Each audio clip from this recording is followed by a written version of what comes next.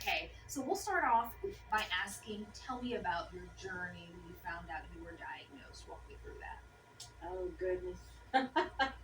It was really a shock because I am a stickler every year for my mammograms.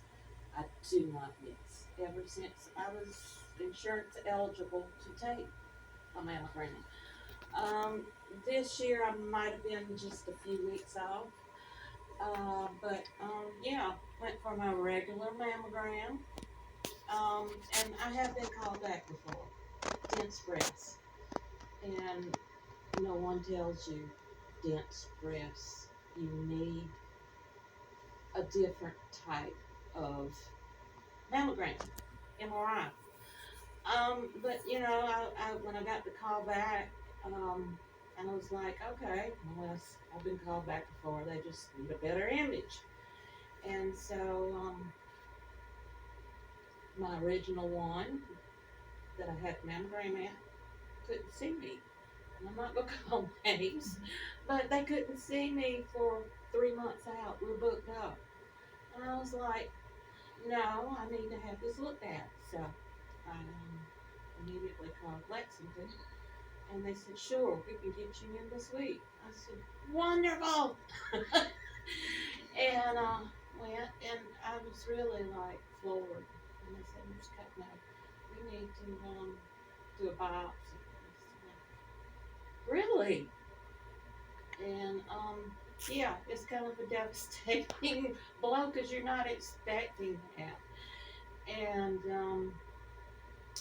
I just retired, um, 60 years old, retired, just looking forward to going camping with my husband. And I'm like, oh no.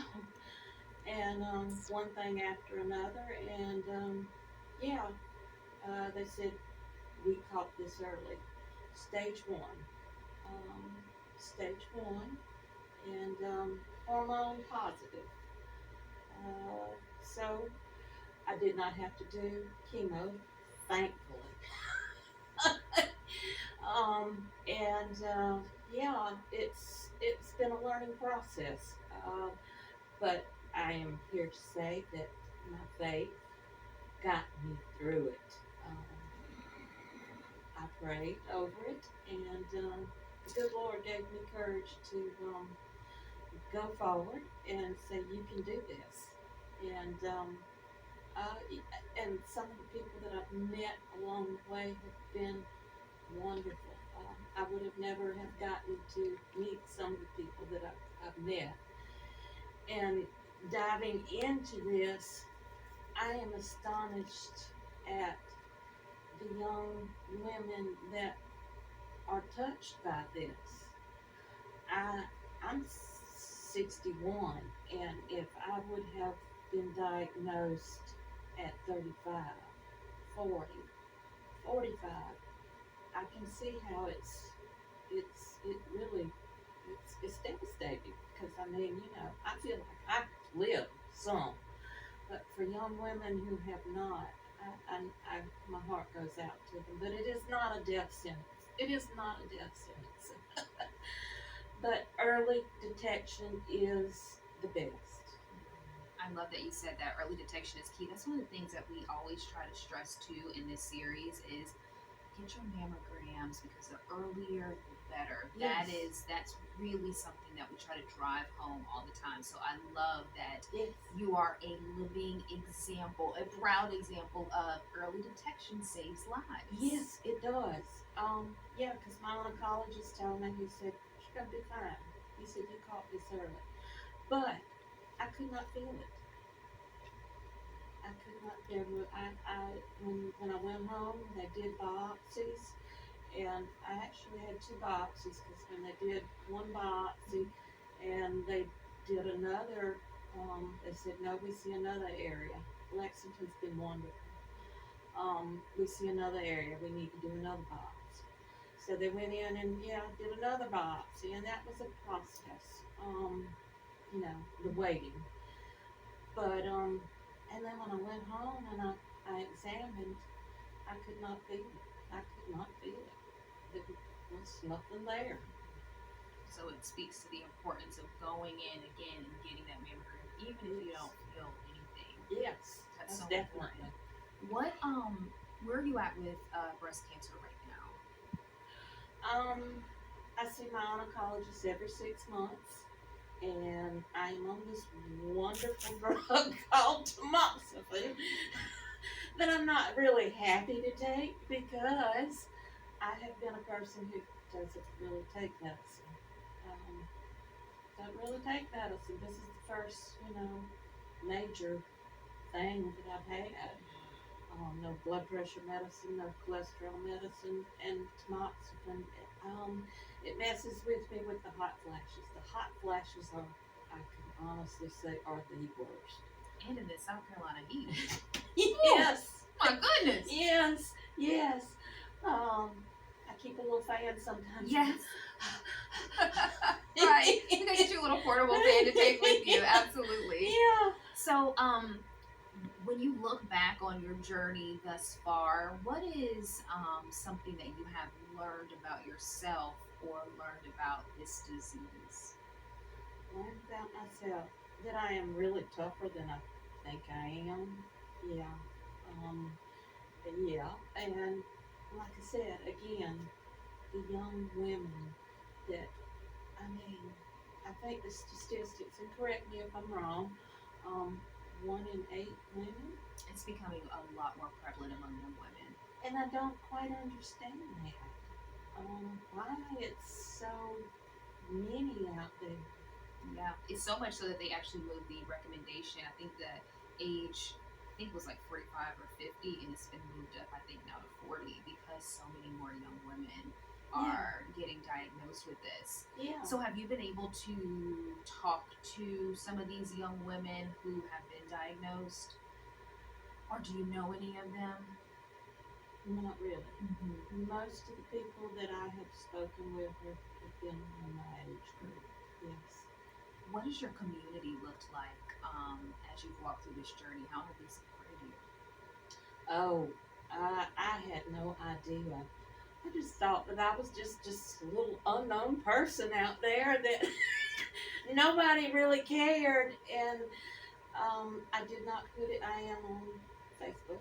Um, I did not put it on Facebook because I did not want a pity party.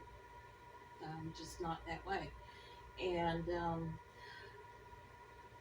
the few people I was on a prayer list, a couple of churches, and the people that had reached out to me that said, "Oh, we're praying for you. We're praying for you." I was like, barely know them, and I was like, "Oh, thank you so much."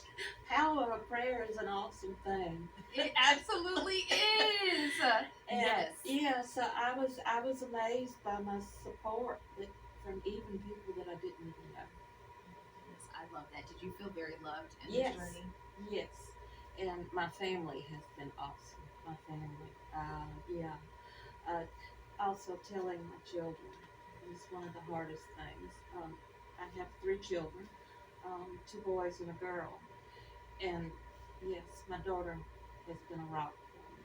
She did not, Mama. We got this. We got this, Mama.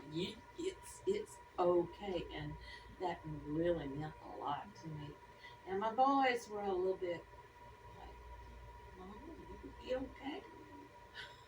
You will be okay." I said, "Yes, I'm gonna be okay. We're gonna get through this." Oh, that's so sweet. I love that they love you. You can tell they love you so much by how they like Yeah. responded to this. The boys are worried. The daughter's like, I'm in superhero mode. Yeah. I'm here for you. Yeah. I got you. Yeah, and my husband too. Hey, husband. I cannot say Yeah. enough. He through all of the drainage bags when they do a mastectomy, because I had a mastectomy on this side, the left side. That's where it was at. And he was my rock. He took care of me through the whole thing. That's a good man. Yeah. Dumping them little drainage bags, which like I said, I've never had anything like this before. So, yeah. That is beautiful. That is beautiful. Talk to me about how your relationship with God has evolved during this process.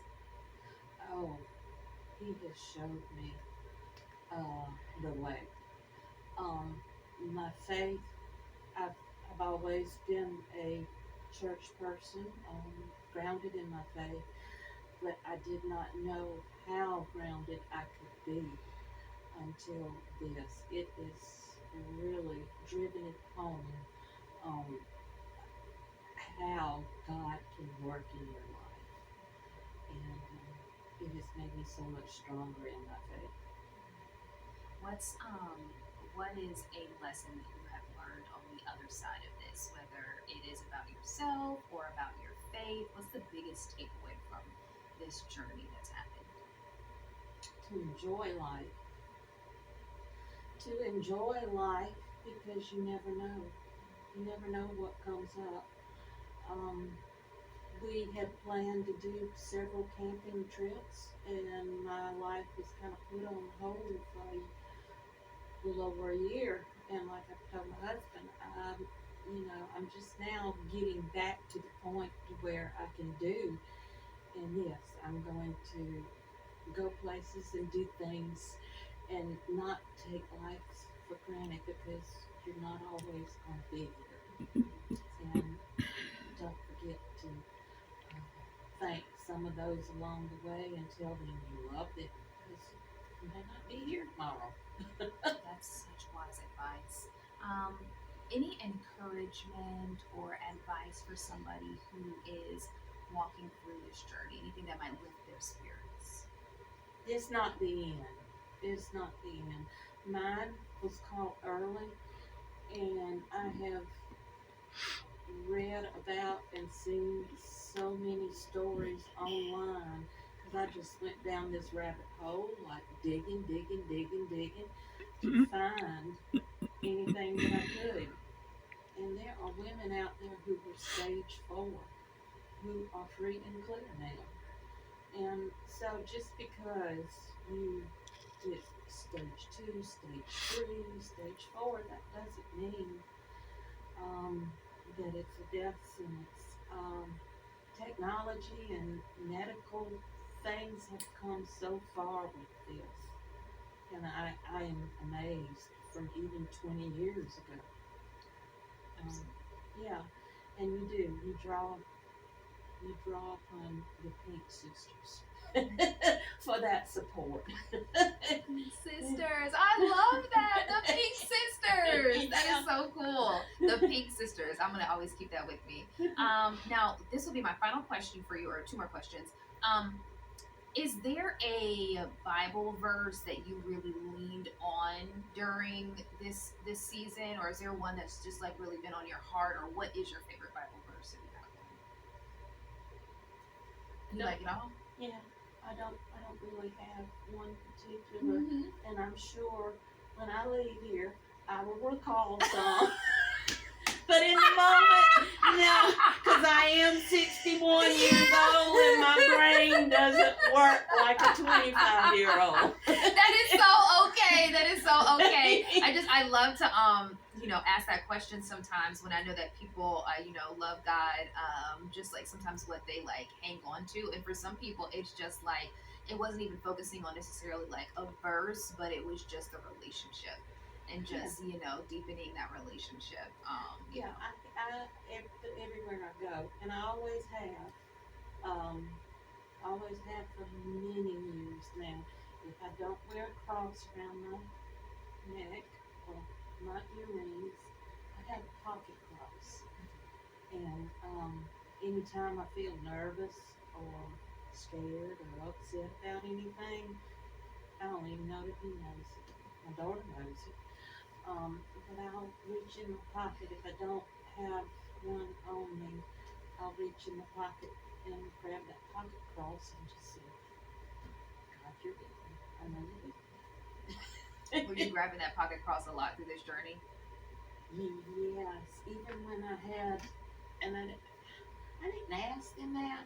I wanted to, but I was scared that they would tell me no. Even when I was going through some of the scanners, and you got to take certain things off. It wasn't metal, but I was gonna ask her, can I take my pocket cross with me? And I was like, no, you better not ask that. That's about the only time I didn't have it. I love that. So I have some family and friends. Like you have your pocket cross. They keep some oil on them, some holy oil, and they're just like, this face doesn't feel good. Let me pray over this real quick. Let me pull out some oil and pray over you. Yes, you gotta stay ready. Yes, yes. I love that. Now, is there any question that I didn't ask that you would like to give an answer to, or anything you would like to say that you haven't gotten to say yet? That's my last question. No, you've done an awesome job. Oh, I can thank tell you. you're very experienced at You're this. so sweet. Oh my gosh, you're so sweet. Thank you so much. Well, you are free to go now. You are done. See how painless that was? Yes. Quick and easy. You did an You incredible made it job. comfortable. Well, you did How an many incredible years job. have you been doing this? Oh my goodness. I've been in the business for 10 years.